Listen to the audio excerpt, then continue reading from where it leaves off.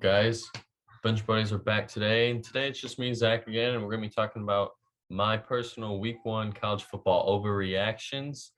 And obviously, everything's going to be an overreaction here, so don't get too fed up and commenting on all this stuff and be like, "Oh, that's not going to happen." Just overreactions. Don't worry about it. So first off, we're going to start with Ohio State here. They beat Minnesota on Thursday, 45-31. They were down at half. So that was a little concerning for them, but they came back, powered through, put on a clinic on offense. CJ Stroud for Heisman, possibly. That could be interesting to watch as he lit up Minnesota in the second half. But the defense was inconsistent. They let Minnesota kind of in the game, but then the offense would go down and score again. So if the offense, let's say, didn't do that at least once, this could be a whole different game. But for this Ohio State team, they are college football playoff bound. I said it here first. They're going to win the Big Ten. Not really that much competition this year. But Ohio State is the best out of the Big Ten, and they will be representing the Big Ten in the playoff. Next, we have MSU. All of them Spartan fans out there, they are back. Sparty is back. If you watch some of that game, Kenneth Walker, oh my goodness, that man, Heisman candidate after week 1, that's for sure. I also think they will be a surprise Big Ten team this year. Maybe 8-4, around there, 7-5, 9-3 potentially. Who knows? And they will win their bowl game. And I think after a strong year this year, they will be a dominant team next year. And Mel Tucker is turning that program around. Next, we have UNC. I think personally one of my most overrated teams. As you saw in week 1, they lost to Virginia Tech. Sam Howell did not play well, and I think he's a bust in the NFL as well. But he also needs help around him, so I can't really say that because he doesn't really have as many weapons as all these other Alabama, Clemson, Georgia, all these schools have. The UNC defense on a positive, the defense did their part, that's for sure. But in the ACC, I just think they're going to struggle this year, and there's going to be a few teams that'll trip them up along the way, and this will be a 8-4 team at the end of the year. Next, we have Oklahoma. Barely escaped Tulane. Spencer Rattler was shaky. I think he had 2 picks, 4 TDs though. So he played decent, but he can play a lot better. The defense, in my opinion, is worse than last year. It's Big 12. Normally defense is bad, but giving up 30 points to Tulane, I mean, come on. I think it's another overrated team, just like UNC. 9-3 at best. Big 12's has some competition this year. Iowa State, they can make a run.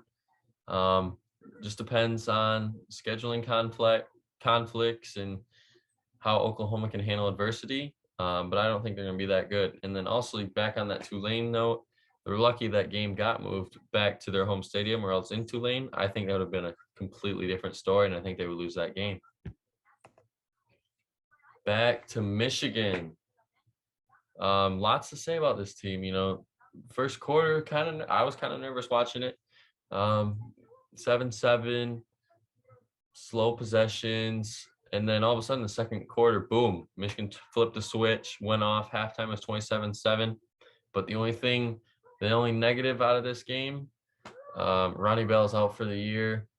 Captain, leader of the team, obviously best receiver on the team. And now I'm not really sure who's going to get wide receiver 1 looks. Even at quarterback, I don't know who's going to get QB1 looks. Is it going to be McNamara or is it going to be McCarthy? Both had great games. But I know they need to hand the ball off to Corum and Haskins because, wow, man, they show glimpses of the next great Michigan running backs. And off of that, I think this could be Jim Harbaugh's best year with his players. And with his players, got to make that clear because he did really well with Brady Hoke's players. And after that, it started to decline, but I think this will be his best year with his players. Next, we have Penn State. Big win in Camp Randall. James Franklin is going to keep his job after this year. Beating Wisconsin is a huge step for them after week 1 and going into the year, the whiteout game, that's a win always.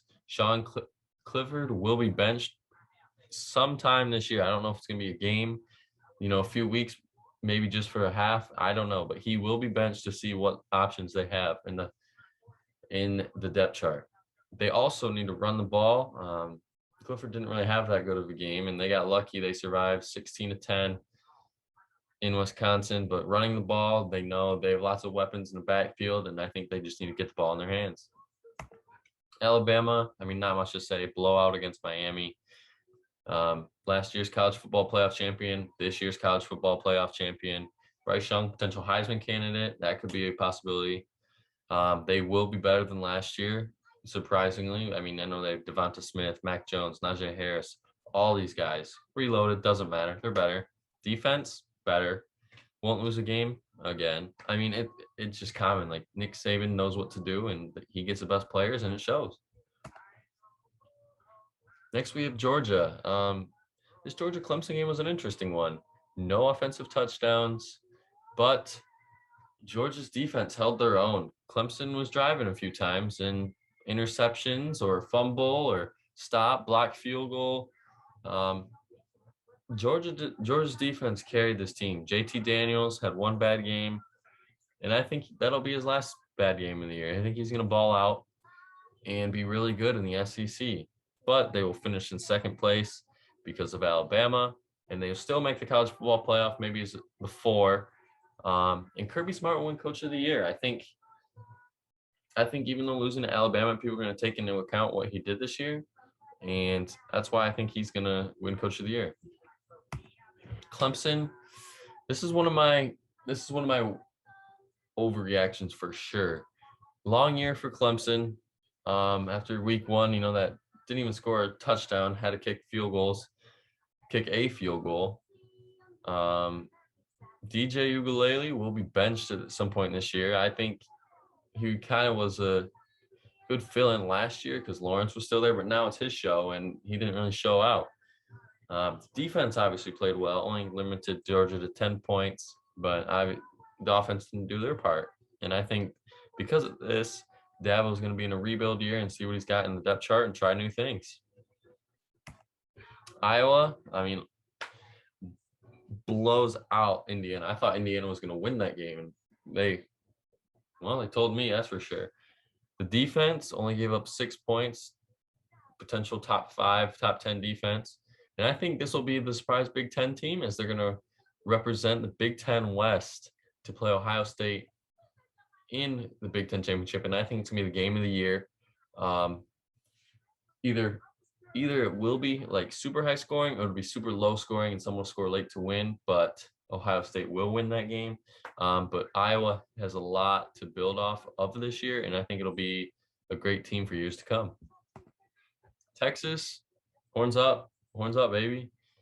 They need to run the ball, but with Hudson Card, I think that's how you say it, he could be the next great Texas quarterback. He played pretty good against Louisiana, but the big plays on defense kind of let Louisiana back in the game. I know they won by 20, but Louisiana hung around for a little too long there. And I think Texas will upset Oklahoma. I don't know if you can count it as an upset because big rivalry, they play every year. But I think this year it's going to be Texas. UCLA, my surprise team of the year. Zach Charbonnet is going to win the Heisman. He's been dominant. His last 2 games against Hawaii went off. LSU went off. And I think UCLA is going to finish in the top 10 because of Chip Kelly and Charbonnet. Chip Kelly is officially back and here to stay at UCLA and build this program back up. But the defense will hold them back from potentially getting in the playoff. And last, we have Notre Dame. If you watched that game last night, who's Ian Book? This Jack Cohn played a lot better, in my opinion, than Book would ever play in a game situation like that. They only got 1 drive in overtime. He didn't really do too much, but they kicked game-winning field goal. So you don't really look at that. You look at what he did through the whole game, and he was a facilitator for sure, game manager. But going to my next point, the defense will hurt Notre Dame. 38 points Florida State. I mean, we don't know what Florida State we're going to get for us this year, so it could be a fluke. Who knows? But I know they need more weapons on offense for Jack. Michael Meyer, he's baby Gronk, they say. Um, but I think this first big win against Florida State in their home stadium will be a big win because I think Florida State will be a top 25 team by the end of the year. And they need to learn how to run the ball because Jack Cohn can't do everything for this team, and they don't want him to run the ball and obviously get hurt or something like that and take risks. So I think this Notre Dame team needs to learn how to run the ball. And that'll be it today for this quick video of my overreactions for this year. If you liked it, let me know, comment, like, subscribe, all that stuff. And the Bench Buddies are out.